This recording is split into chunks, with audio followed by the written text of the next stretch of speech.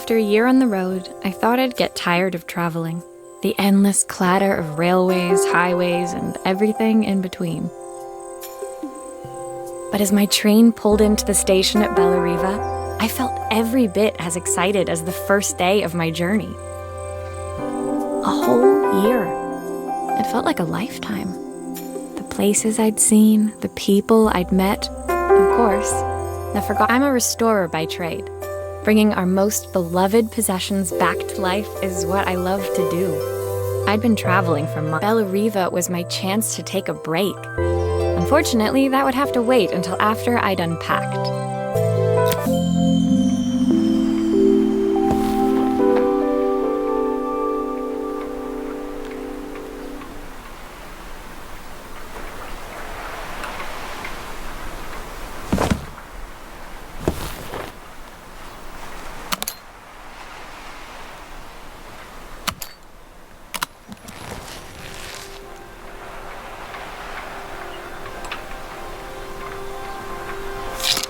I picked up these sunglasses on my last stop.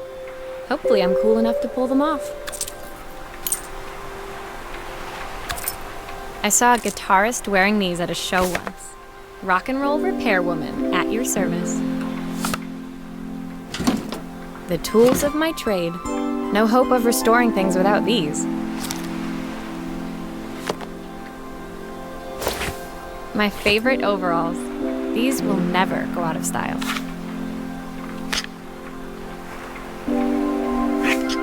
Looking forward to taking more close-ups of my fingers with this. I'll hand these out once I'm settled in. Fingers crossed they get me some work.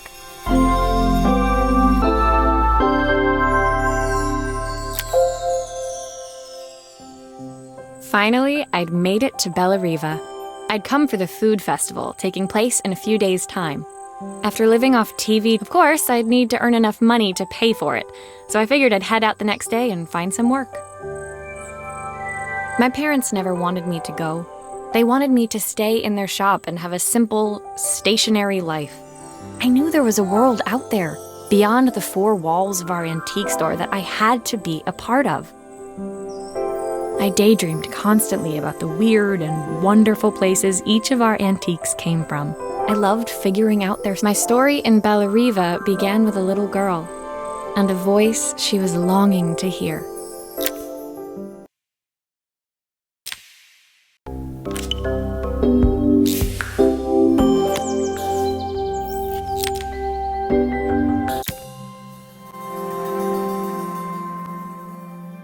It was my first morning in Bellariva, and I couldn't wait to leave my hotel and explore.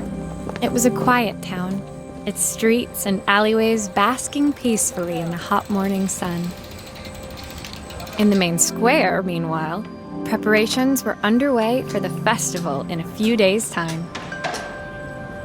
As I handed out my flyers, I wondered what the people of Bellariva would need me to fix. So far, I was starting to worry I'd made a mistake when I felt someone tapping me on the back. Hi, I'm Izzy. Do you know how to fix things? It was a little girl, maybe 7 years old, who must have gotten hold of one of my flyers. She rummaged around in her backpack until she hauled out a battered red cassette deck. My tape is broken and I can't make it work anymore. I tried to fix it myself, but there's this metal thing in the way. Can you try?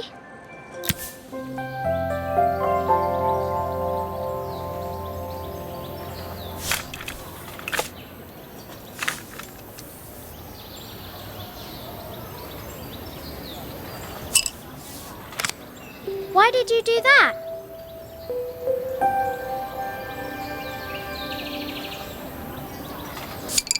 How did you do that? I didn't see.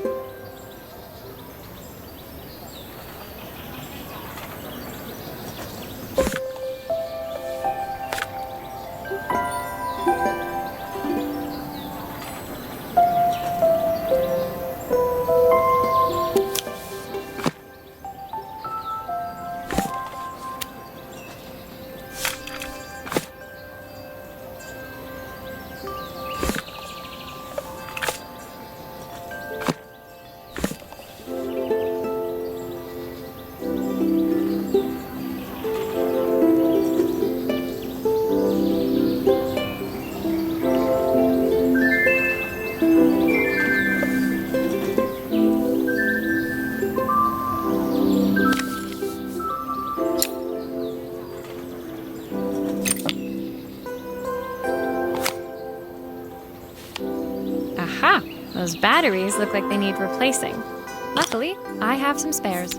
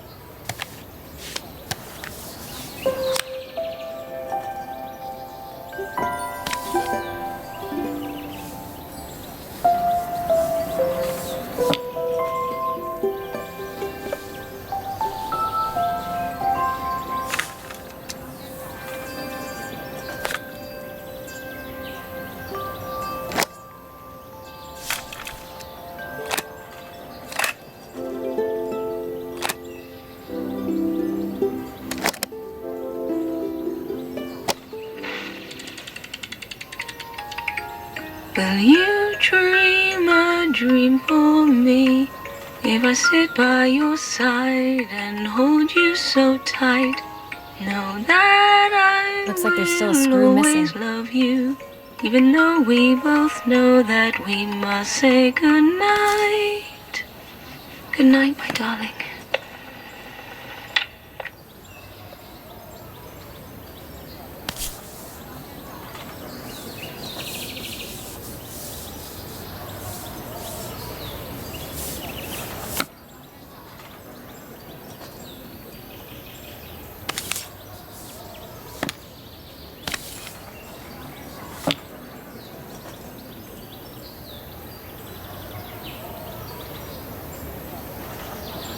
I should make sure I screw everything back together.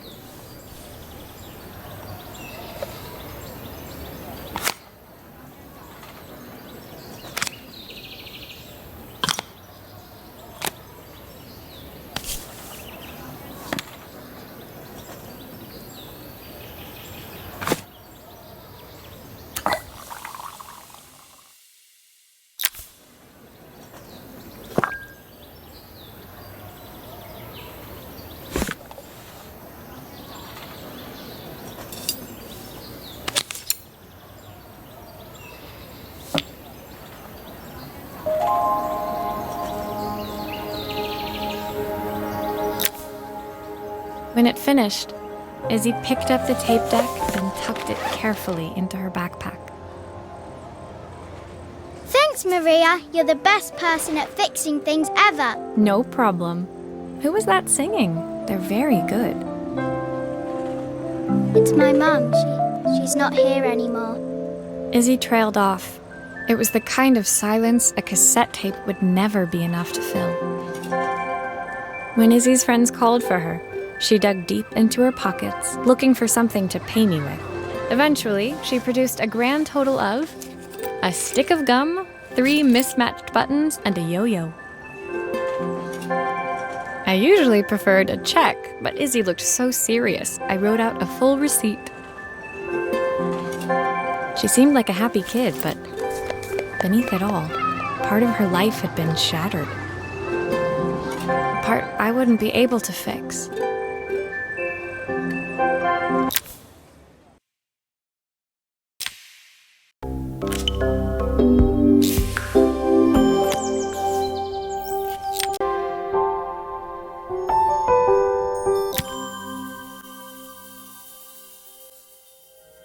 My first repair complete, I spent the rest of the day doing small jobs in and around the square.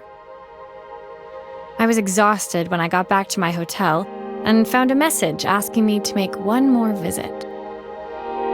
The address led me to a quaint little house, a stone's throw from the beach. Bathed in the evening light, it looked beautiful, in spite of its flaking paintwork and chipped tiles. The front door was opened by a harried-looking man, still dressed from a long day at the office. Are you Maria? My name's Joseph. I'm Isabel's father. I'm so sorry she bothered you this morning. Please, come in. I'd like to settle up properly. On the mantelpiece, I saw the remains of a broken statue. Without thinking, I picked up a fragment.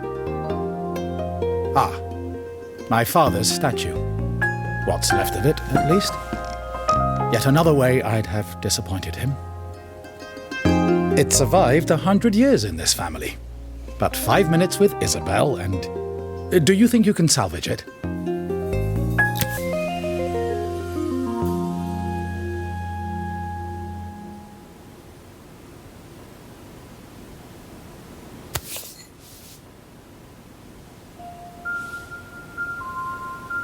Will you be able to see the glue afterwards? I don't want people seeing the cracks.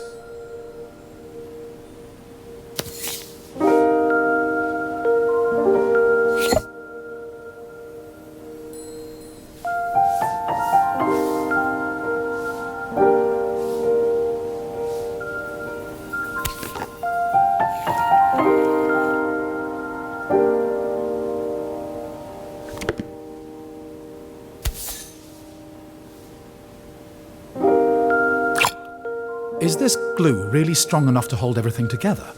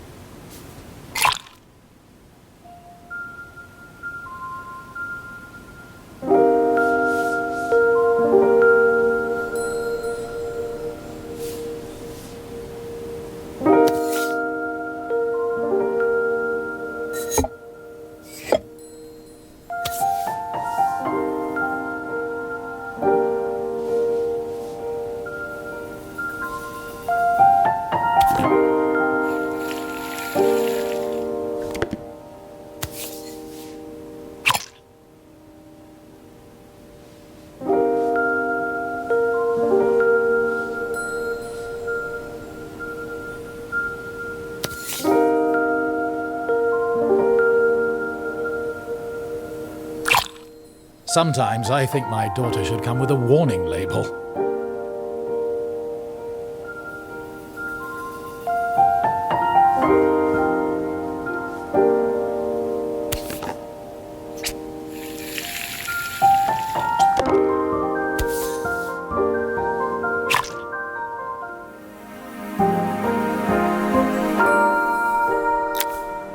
Thank you, Maria. It looks as perfect as it ever did. My father wanted me to make something of myself. He didn't have time for anything less.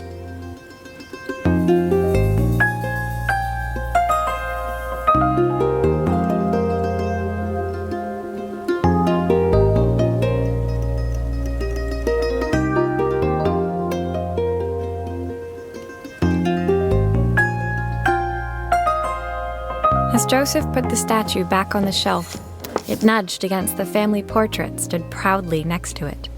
So he was Bellariva's mayor. And that was Izzy's mom. They must both miss her so much. Sorry, I'm a little tired. I've been working late getting things sorted for the festival. There's only a few days to go. Looks like I'll be working late. Again? When I told my parents I wanted to leave, they always found an excuse to be busy, to avoid talking about it. I guess keeping themselves occupied was their way of pretending it wasn't happening. Joseph's work must have been taking up so much of his time. But maybe that was what he wanted. I just hoped he was finding enough time for Izzy, too.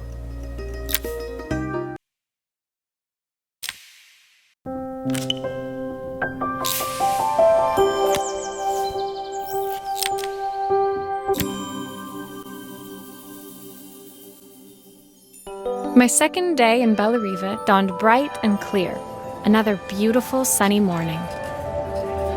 Walking into town, I passed cafes overflowing with customers cradling their morning coffees. I stopped, breathing in the smell of roasted coffee beans and freshly baked pastries. I was about to go inside when the owner of Carmen's, the cafe next door, stopped me. Hello, Maria? Were you here yesterday handing out flyers? I have a job for you. Her place was petite, tucked between its competitors as if hoping they wouldn't notice. Judging by the empty tables inside, though, her potential customers hadn't noticed it either. It's a bit slow today, but we're just getting started. I'm sure it'll pick up soon. As Carmen chatted, she walked over to the counter and returned with an old rotary phone. At least I've got plenty of time to practice my recipe for the festival. It's a new special I've been working on.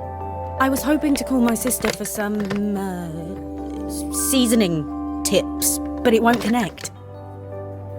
Can you see if you can figure out what's wrong?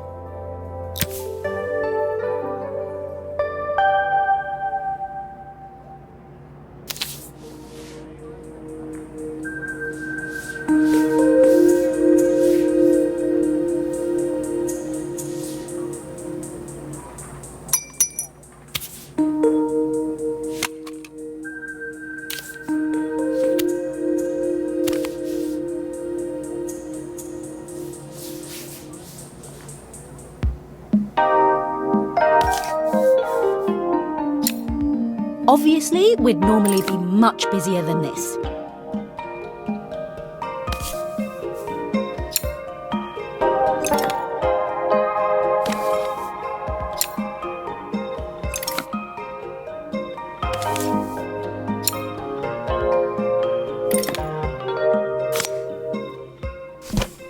You can fix it, can't you? I can't afford to replace it.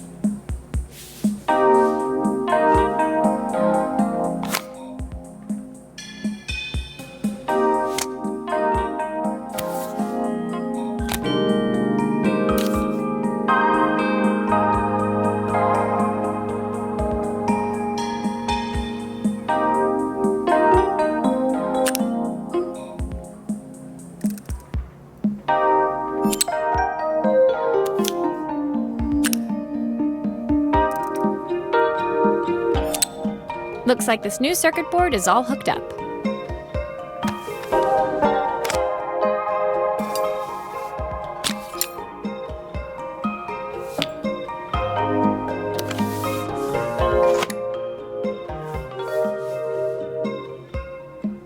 I should make sure I screw everything back together.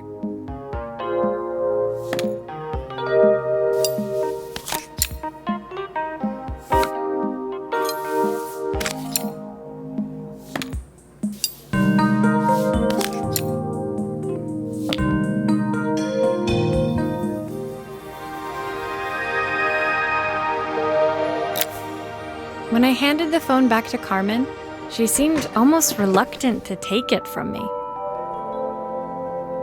So it's all working now, is it? I don't have to leave it to dry or let it cool down? Nope, it's ready to go. It'll be ringing off the hook in no time. That's if I can pay my phone bill anyway. And the rent and the suppliers. Anyway, take a seat and I'll be right with you. Your coffee's on the house.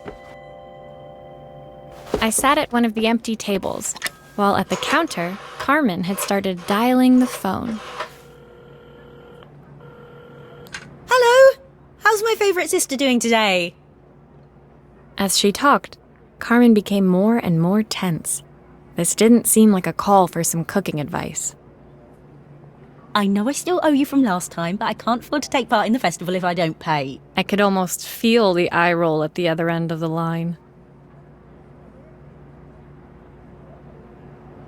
You don't need to be here, though. Can't you just put the cheque in the post?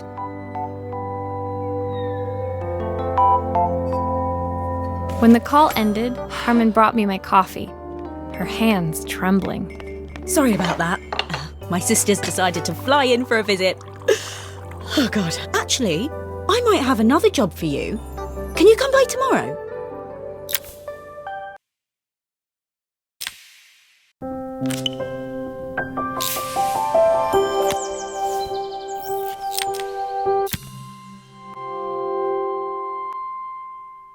The next day, I'd promised Carmen I'd return to help her get the cafe ready for her sister's arrival.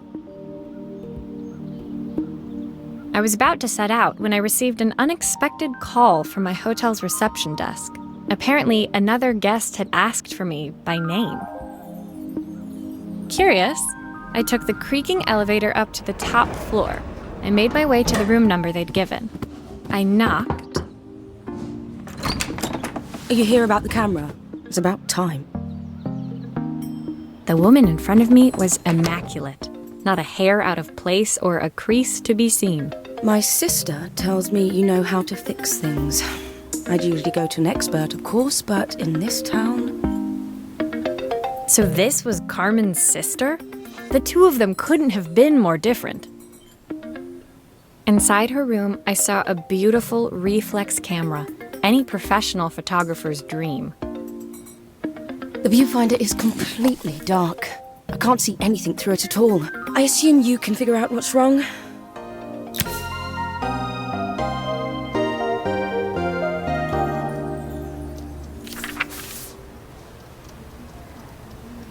You need the manual.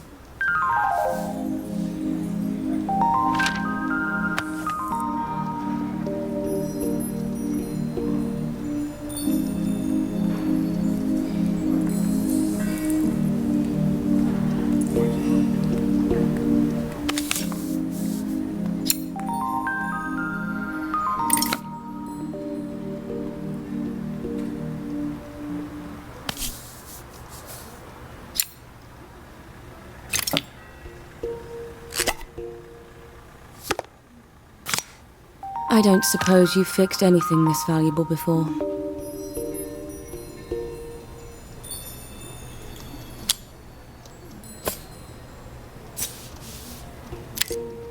If I used the screwdriver, I could adjust the angle of the mirror.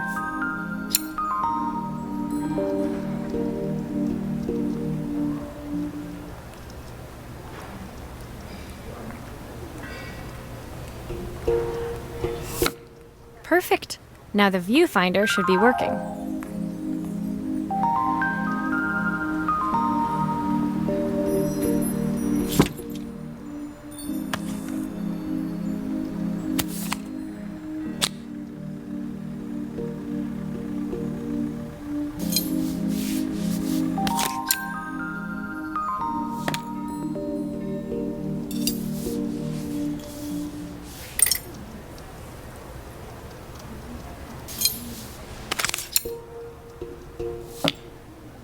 There's still a part I need to attach. Where does it go?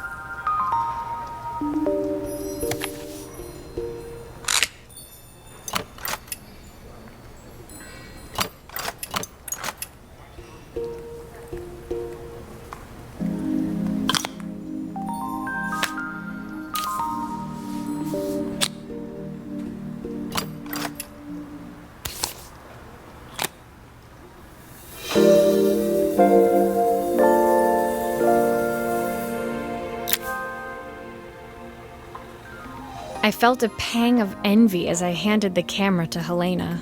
It put my disposable to shame. I picked it up on my first trip to Paris. It's a 1958 limited edition, the first of its kind.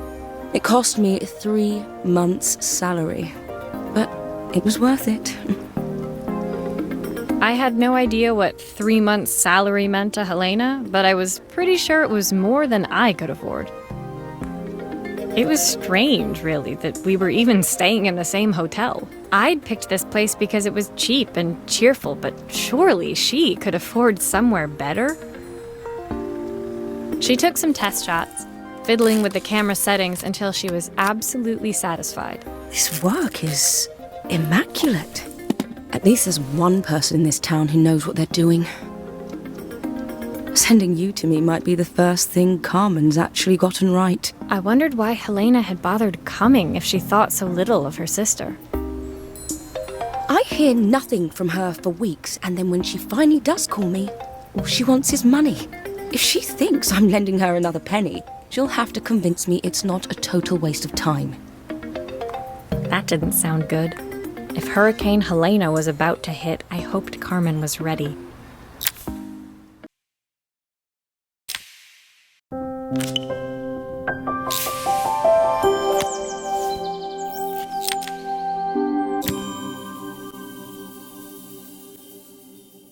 The sun was setting over Bella Riva by the time I reached Carmen's cafe. From the outside, it looked as quiet as ever, but inside, I found Carmen cleaning like her life depended on it. Maria! Oh, don't mind all of this. If Helena finds one speck of dust in here, I'll never hear the end of it. Carmen seemed pleased to see me, but I sensed the fidgeting tension beneath each sweep of her mop. Trying to live up to the standards of someone like Helena seemed like an impossible task. I hope you didn't mind fixing the camera for her. She was furious when it broke. I really need this to go well. If she doesn't lend me the money, I don't know how long I can keep this place going. Carmen led me to a back room, where she'd laid out the components of what looked like a neon sign. I had this made when I first opened the cafe, but I'm hopeless with electronics. So there was supposed to be a sign outside. This might explain the lack of customers. I'd like to put it up before Helena gets here. Can you give it a try?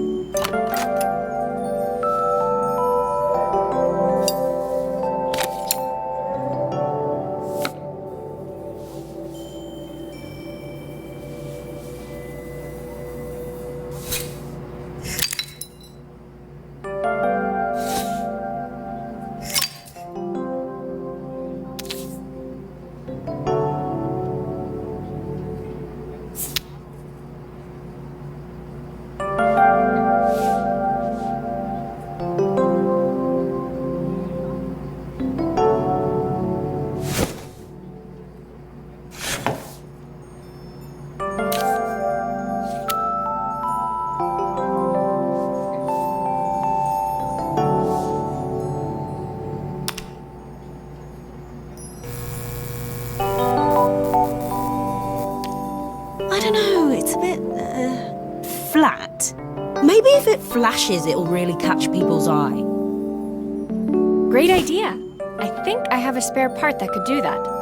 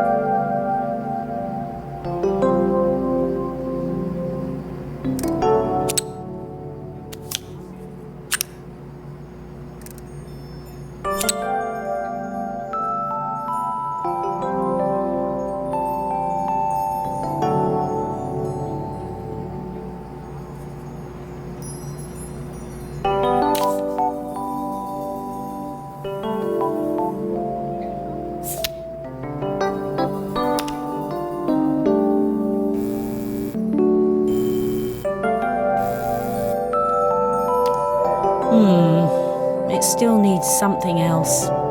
Maybe we can add one of these.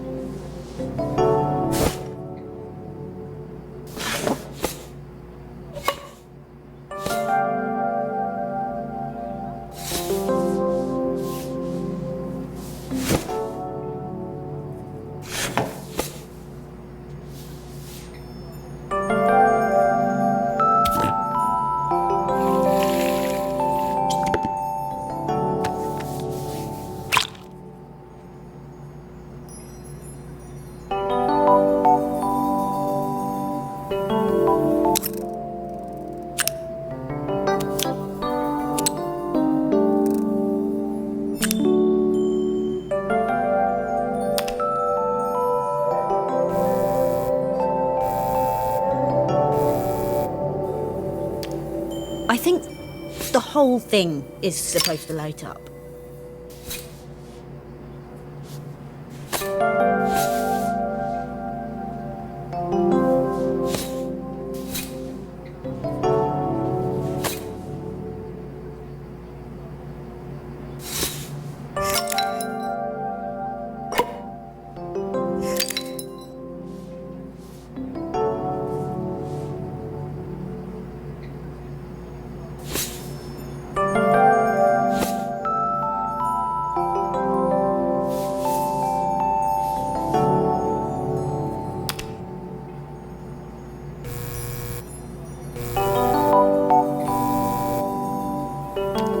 It works! I'll screw everything together again and you'll be set.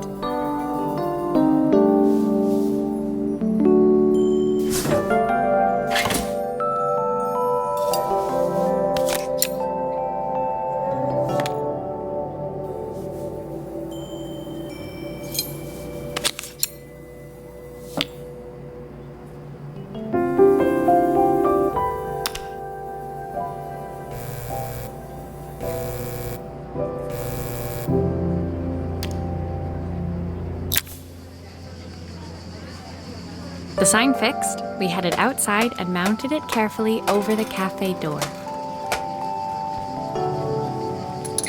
Oh, that's perfect, Maria. It looks just how I imagined it. When I had this sign made, it all seemed so simple. Oh, I can't believe I might have to give it all up. I hope I've done enough. The smile froze on her face as she spotted something over my shoulder. I turned to see. Of course, my sister owns the only cafe in this entire town that isn't actually open. For better or worse, Helena had arrived. Carmen opened her mouth to explain, but Helena swept indifferently past her. Finally pausing in the doorway, she turned back towards Carmen. The first thing we're doing is getting rid of that hideous sign. And with that, she disappeared inside. I hoped Carmen's chances of saving the cafe hadn't disappeared with her.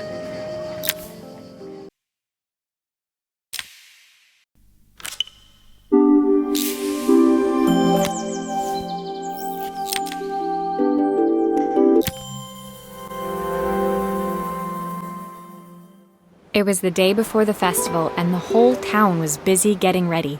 I had more work than I knew what to do with. When Joseph called with another job, I was craving the cool quiet of his and Izzy's seafront house. I'd barely reached their front door when I heard someone calling me. Psst, Maria, I need your help. Quickly, it's top secret. It was Izzy, peeking out from the side of the house. She beckoned for me to follow her. She led me through to a beautiful, unruly garden overflowing with flowers of every color. Nestled among them was a playhouse, its doorway almost completely obscured by a towering rose bush. You have to squeeze past it and breathe in real small, like this. Izzy took in a big gulp of air and crawled through the gap and into the playhouse. I hadn't planned on crawling in the dirt today, but the life of a repairwoman never did run smooth. On the table inside, there was an electronic toy. Not exactly the usual stock in my parents' antique shop. I had an accident. I didn't do it on purpose or anything, but it won't turn on anymore. Can you fix it for me?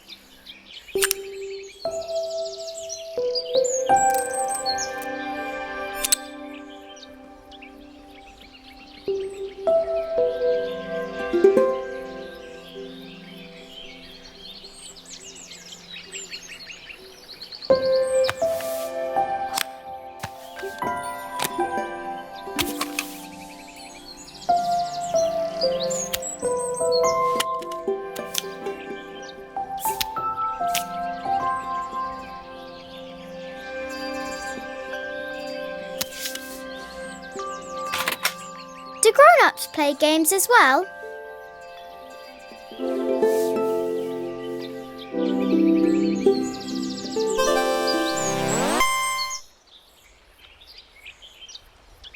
Can you show me how to play? I tried before, but it was so hard.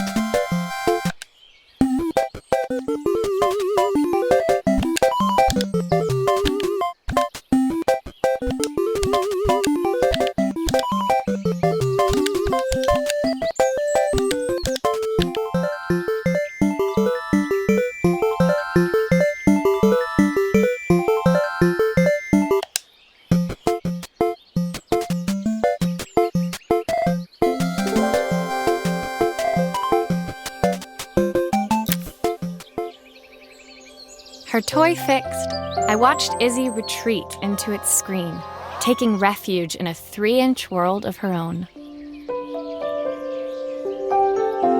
Well, I'd better head inside. Your dad is waiting for me. Please don't tell him about the game. He'll think I broke it on purpose. Why would he think that? Because, well, I kind of dropped it really hard at the wall. Izzy looked down, scuffing her shoes on the worn floor of the playhouse. My dad said I have to go to this stupid festival tomorrow and put on a stupid dress, and I don't want to. All he cares about is working. He never wants to see me unless it's for his job. I'm not going. He can't make me. With that, Izzy dove back through the rosebush and disappeared into the wilds of the garden. She was so young. She couldn't be expected to see that her dad was struggling too. It made me think, had I really tried hard enough to understand my parents' point of view? I was so focused on the adventures ahead of me, maybe I didn't care enough about leaving them behind.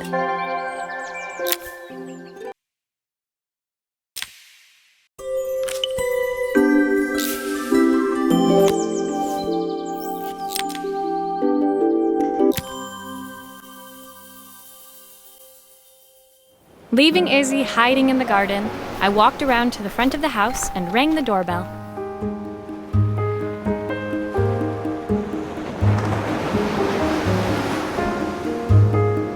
It was only then I noticed my favorite overalls covered in grass stains. I scrubbed desperately, but it was too late. Maria, what are you doing? What happened to your clothes? I was, repairing a lawn mower. How unusual. Well, do come in. The job I've got for you is a little more delicate. Totally embarrassed, I walked into an orderly room filled with papers and ledgers. So this was his office. You must be so busy getting ready for the festival. Are you looking forward to it? Of course. It's traditional for the mayor to judge food from every cafe and restaurant in town. I'll be declaring the best chef in Bella Riva by this time tomorrow. Speaking of which... He unclipped the watch from his wrist and very carefully handed it to me. I'll have a tight schedule to follow, but my watch stopped working a while ago. Could you see if you can make it tick again?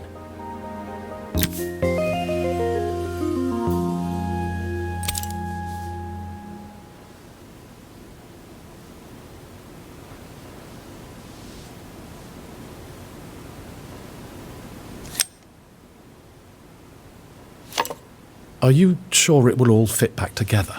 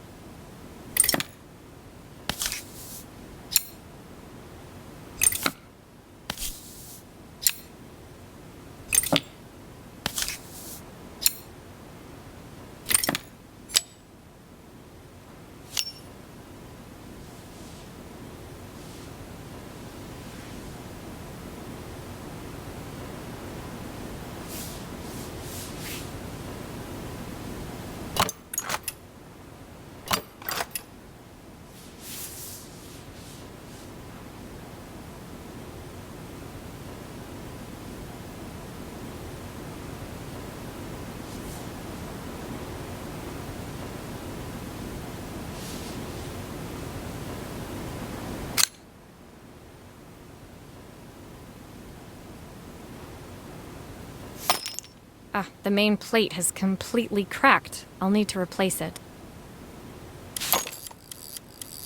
The cogs look good, though. If I'm careful, I can reuse those.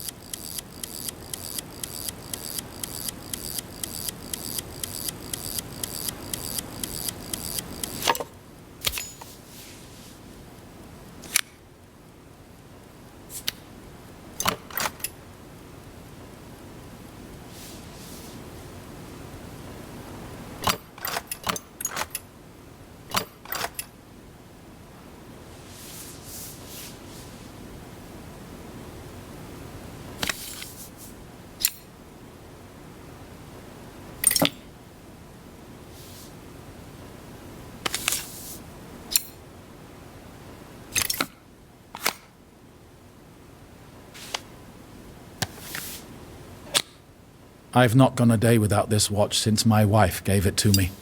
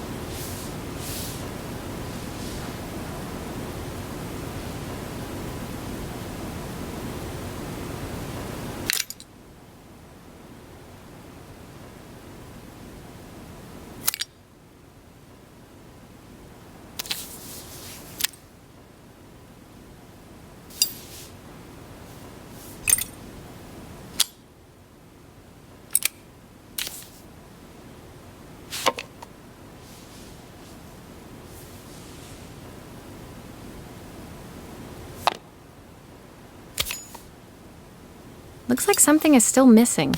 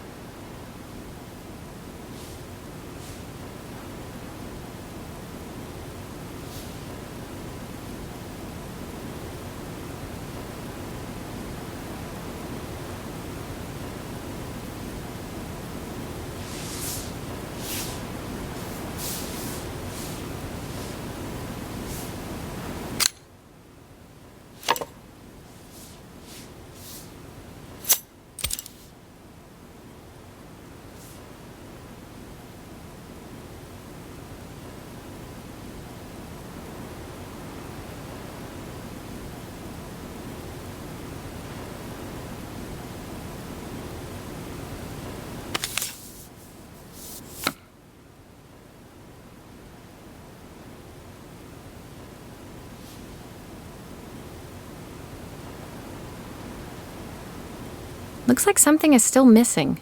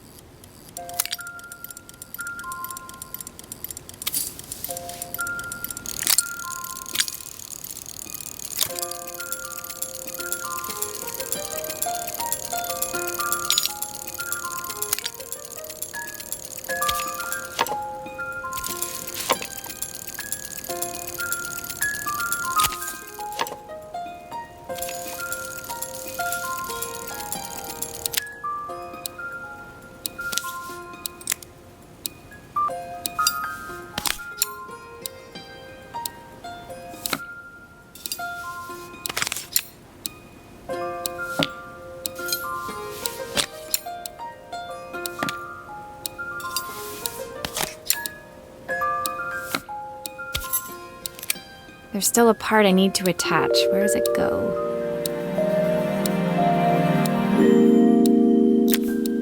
As I handed the watch back to Joseph, my fingers traced over the engraving on the back. I hoped fixing this was one small way I could help him move forward. I can't believe it's working, Maria. Thank you.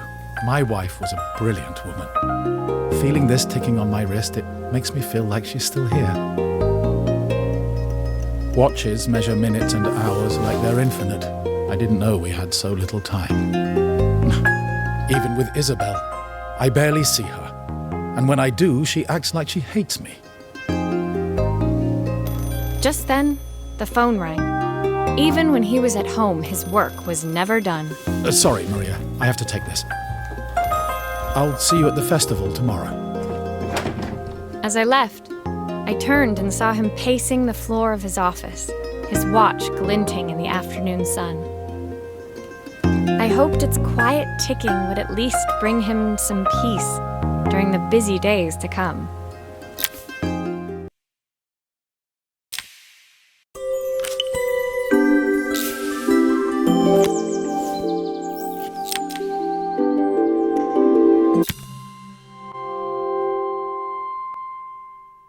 When my last job of the day brought me to Carmen's apartment, the door was opened by someone I didn't expect to see, Helena. Sorry for inflicting this mess on you. Carmen's never seen a knick-knack she doesn't want to buy, apparently. Carmen's apartment was a little chaotic, but totally charming. It was easy to imagine her living in a place like this. It definitely wasn't Helena's style. She seemed more upmarket than flea market. I wondered why she was even here. We're having a clear-out, or at least I am. Carmen's not helping, as usual. There's a market at the festival tomorrow. I'm selling some of these things to make her some money. She says she has nothing when there's all this stuff right under her nose. Helena stepped delicately past the items on the floor and reached down to pick up one from the pile. Look at this slide projector. Our parents treasured it, but Carmen treats it like a piece of junk. Can you take a look?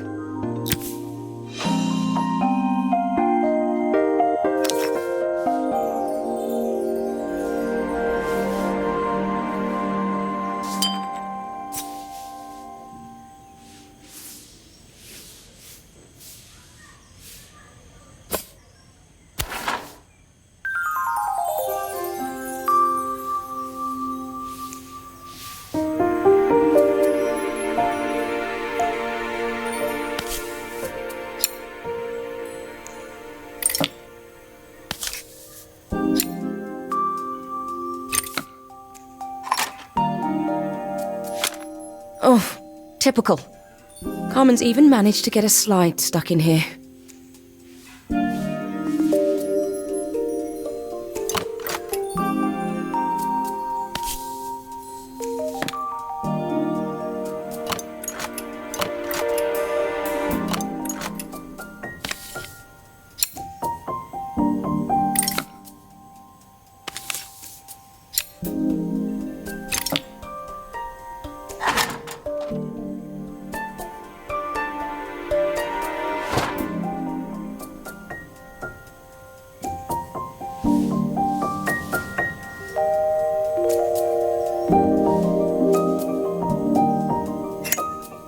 Light bulb is completely smashed. Okay, I'll need to redirect the light to the lens at the top for the projector to work.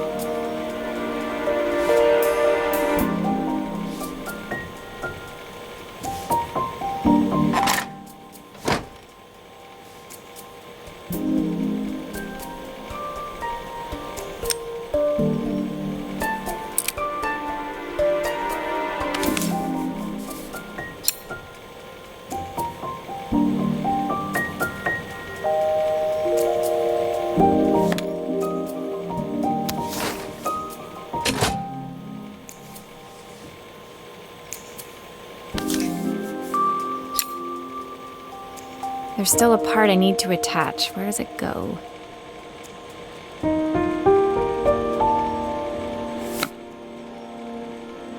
I was so excited when I moved to the city. Carmen, she looked so sad.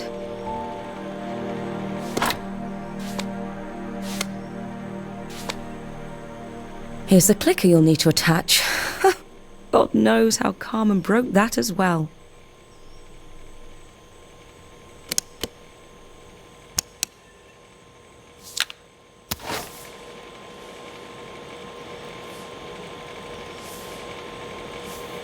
There's still a part I need to attach. Where does it go?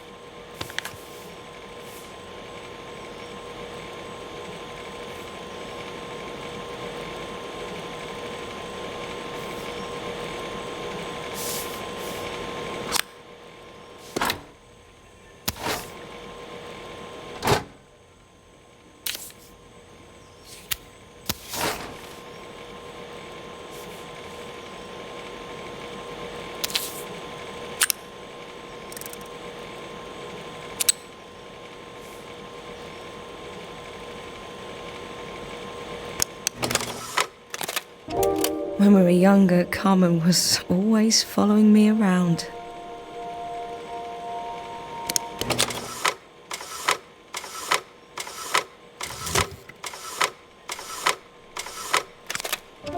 I suppose she looked up to me.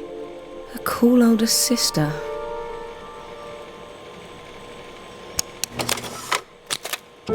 She used to ask me when I was coming home, but I was always too busy. Helena was transfixed, staring at the two young sisters the projector had brought glaringly into focus.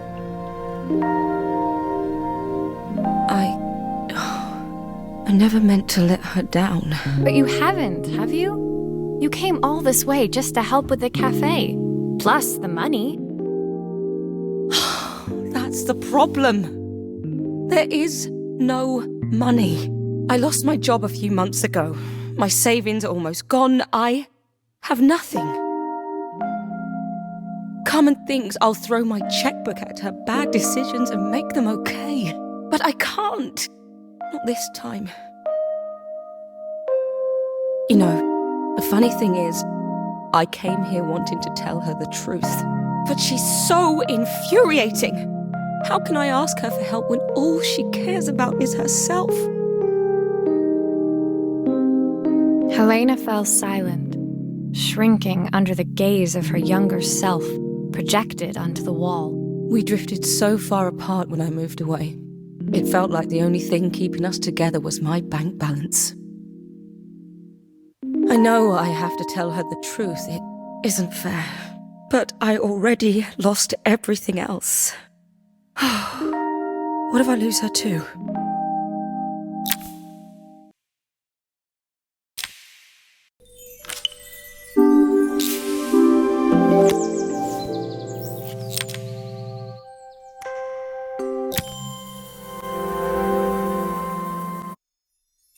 The day of the festival finally came, and after all my hard work, I was ready to put down my tools and pick up a fork.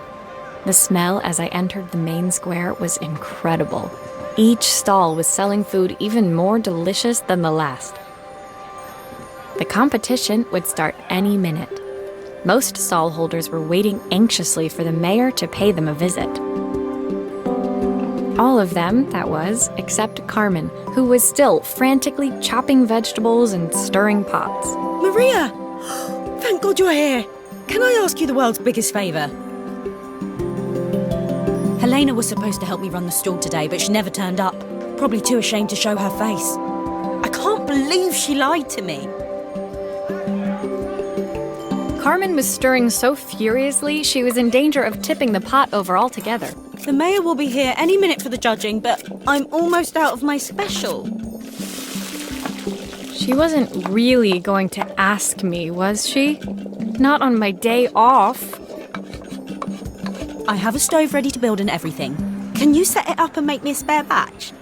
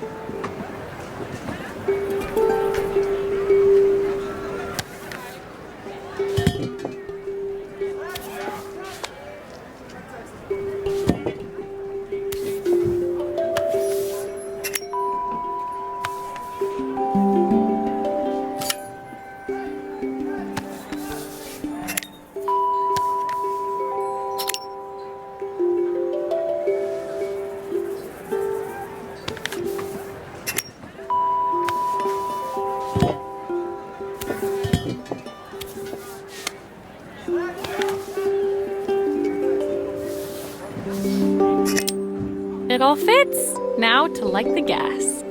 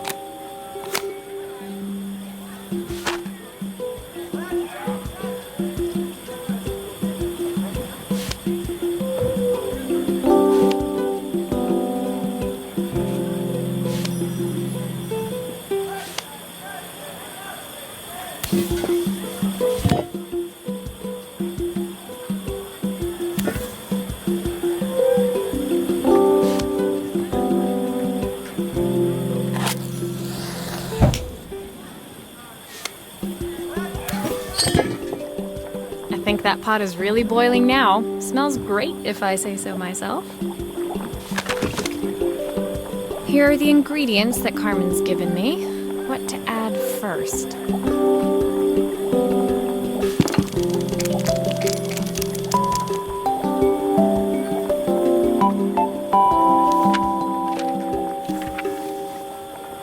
Oh, her recipe is a bit smudged. Never mind, I'm sure whatever I put in will be fine.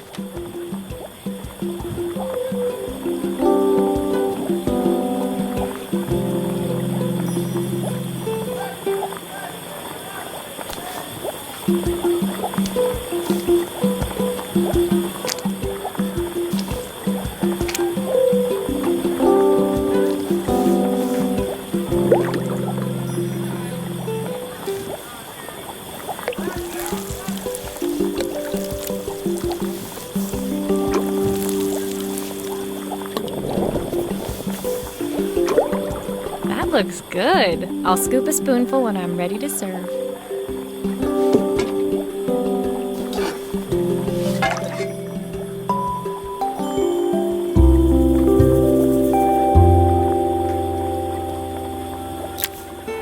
my part done, Carmen took over and added the finishing touches. It was just in time, and a moment later, Joseph arrived with Izzy in tow. Carmen anxiously handed them both a serving. That was so tasty. Can I have some more, please? Well, you've certainly earned yourself a loyal customer in my daughter. We have a few more meals to taste, but so far you are one of the best. Good luck. Joseph and Izzy looked so happy together. Maybe the festival was doing them some good after all. Carmen, on the other hand, seemed annoyed. But why, when it had all gone so well? I wish Helena was here to see this. She's so convinced I'll never succeed at anything. She wants what's best for you. She's just not very tactful about it. Yes, I know. Even when I was a kid, she pushed me when no one else did. I just wish she hadn't lied to me. But then, I've asked so much of her over the years. I never stopped to think how much she actually had to give.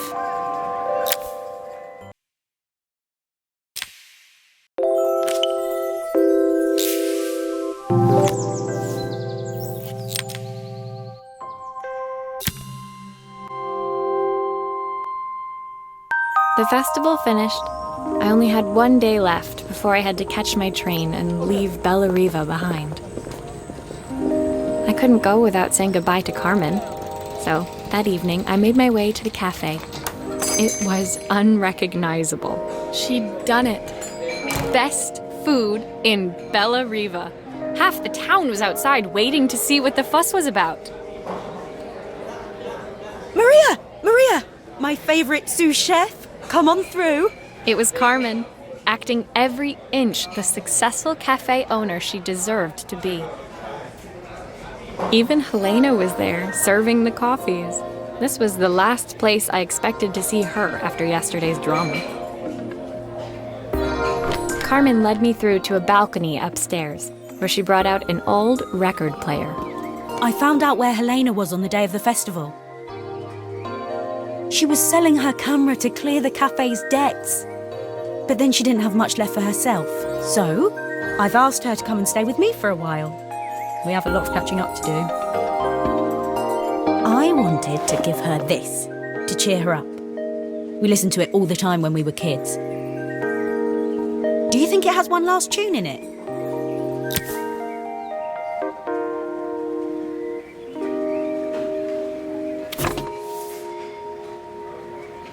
Okay, let's see what happens when we turn this on. The speaker isn't connected properly. I should check the wiring. The speaker isn't connected properly. I should check the wiring.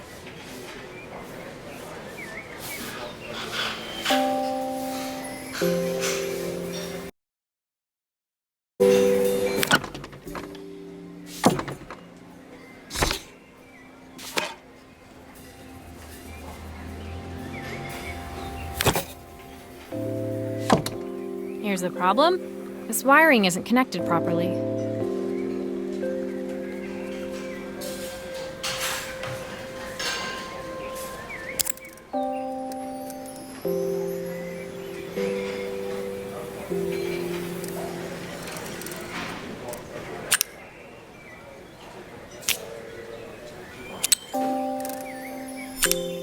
If I turn the volume up, I should be able to hear it now.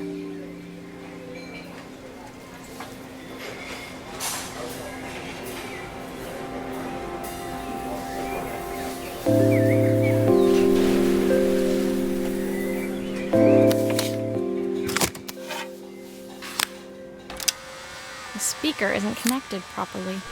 I should check the wiring. The speaker isn't connected properly. I should check the wiring.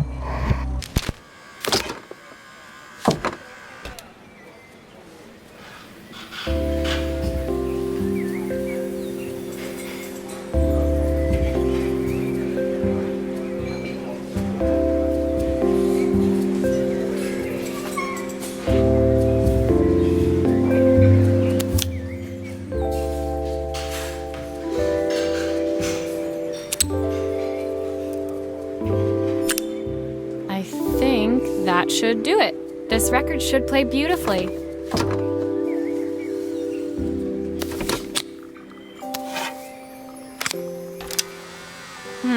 It's spinning the wrong way.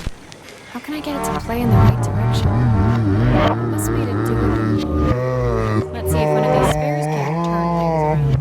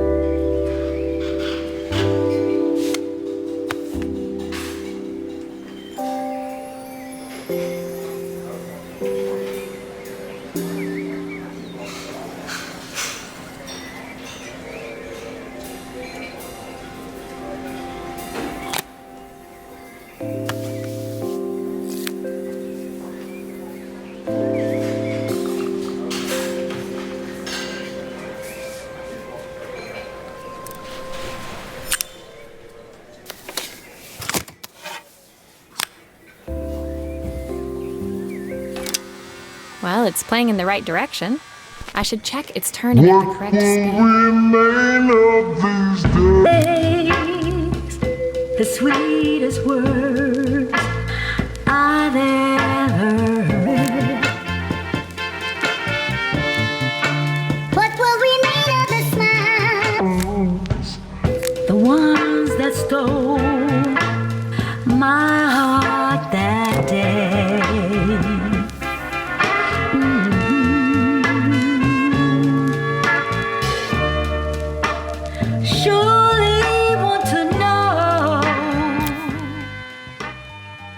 The record player's crackling tune must have caught Helena's ear, as she appeared a few moments later.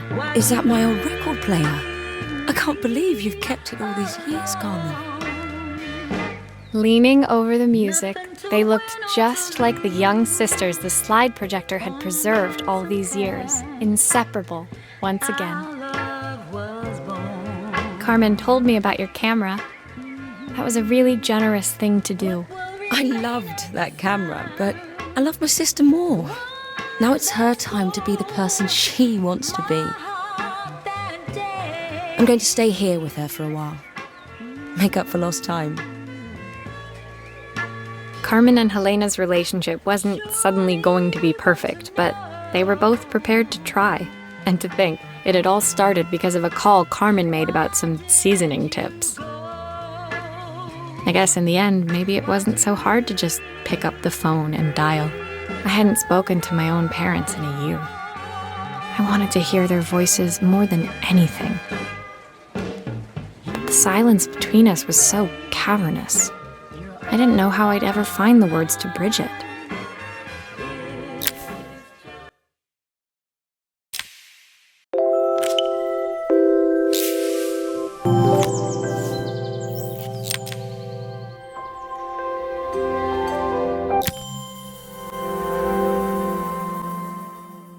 My final morning in Bella Riva, I received one last call out to Joseph and Izzy's house. I knew I had to pack, but I figured I could squeeze in one final job before I had to leave. When I arrived, I found Joseph tidying up his wilderness of a garden. The playhouse was already cleared. Inside, I could see Izzy happily testing out her screw-driving skills on the back of her cassette deck. You've made quite the impression. Izzy, tells me she's going to be a repairwoman like Maria. I'm sure she could be anything she wanted if she put her mind to it. She could. She's a brilliant child. spending the day with her at the festival. I haven't had so much fun in ages. I wanted to give her something before she starts to forget. Inside, the house was transformed, flooded with light and the sounds of the garden. It felt alive again. This would be my last repair in Bellariva, but it felt like it was the house that had really been restored.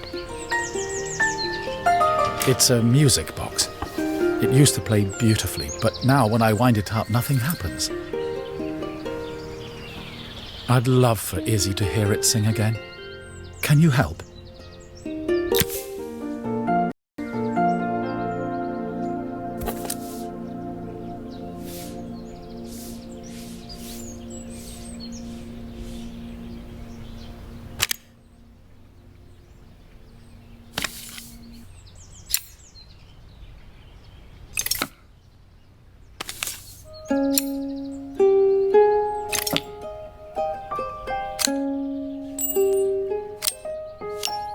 Maria, could you add this family picture of us?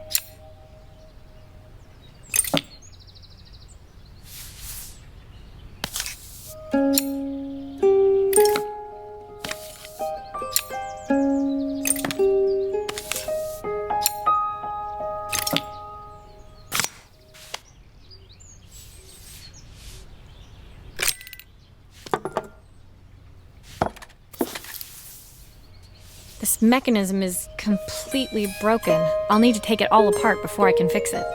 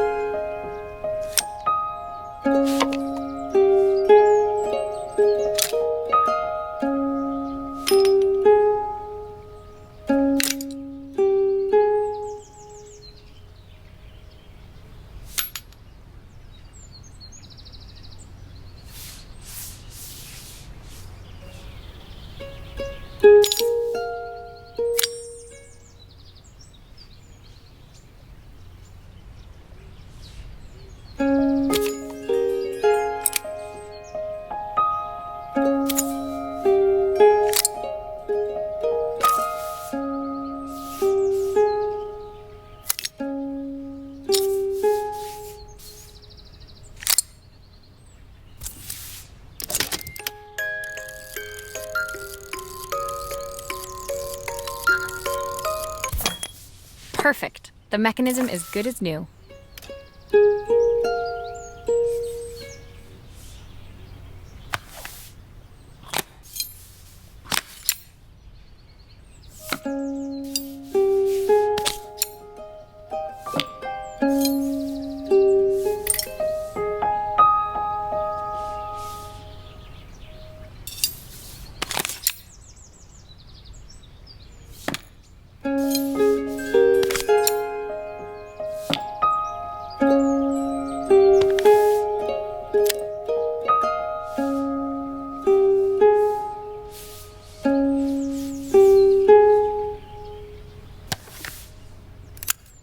I think that's everything back together again. My wife used to sing this song to Izzy each night before bed, but I always work too late to join them.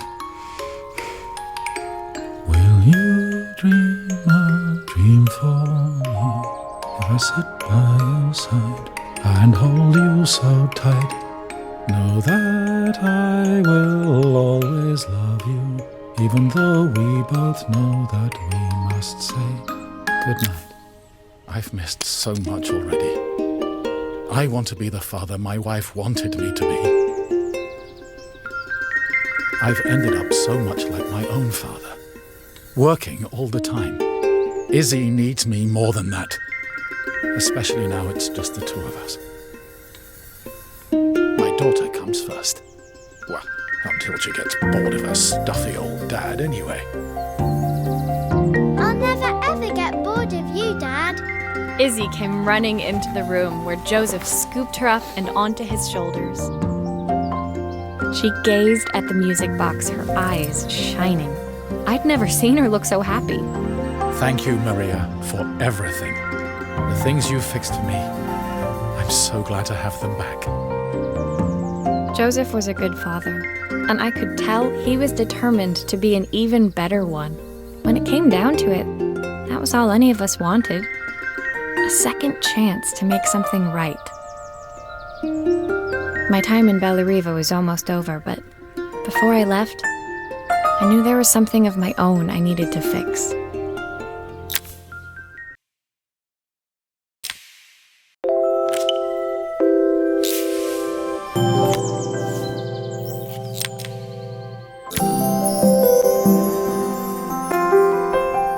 My time in Bellariva was almost at an end.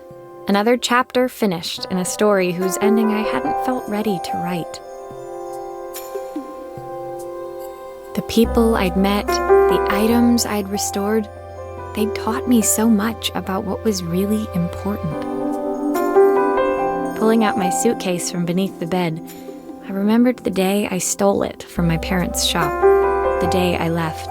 Afterwards, I was too ashamed to call them, to apologize. It was a guilt I'd been carrying around every day since. As I packed, I knew that it was up to me to find a way to lighten the load.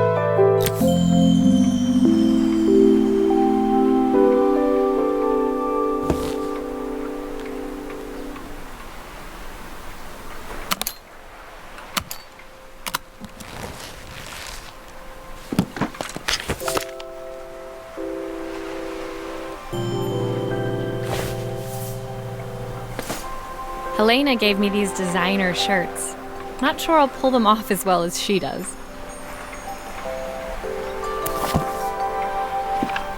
Joseph's idea of light reading for the train. It does look thorough. The recipe for Carmen's special. I'm under strict instructions to guard it with my life.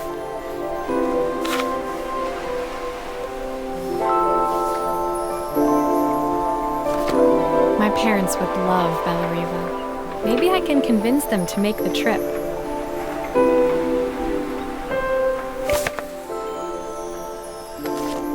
My train ticket. Can't believe it's time to leave Bellariva behind. Izzy gave me this in exchange for my repair manual. She'll be a pro in no time.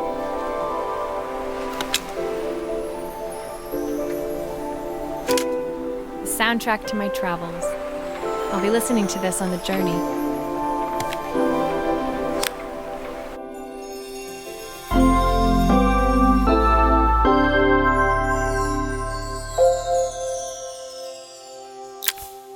My suitcase was full, but it was my heart that felt heavy as I made my way to the station. I was sorry to be leaving Bellariva behind, but I hoped that in my own small way I'd made a difference. Helena and Carmen's reunion was possible because they'd learned to overcome their differences. Joseph had realized he shouldn't let his grief or his work get in the way of his relationship with Izzy.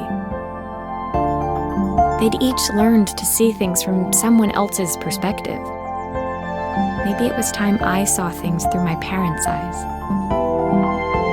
I knew it would be easier to jump on the next train, put even more distance between us, and I finally felt ready to talk to them. I just didn't know if they would feel the same. Did I even remember their number? I wasn't sure until I reached for the phone and it all came flooding back.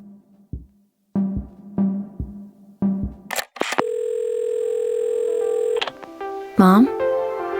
Dad? Maria? Is that you?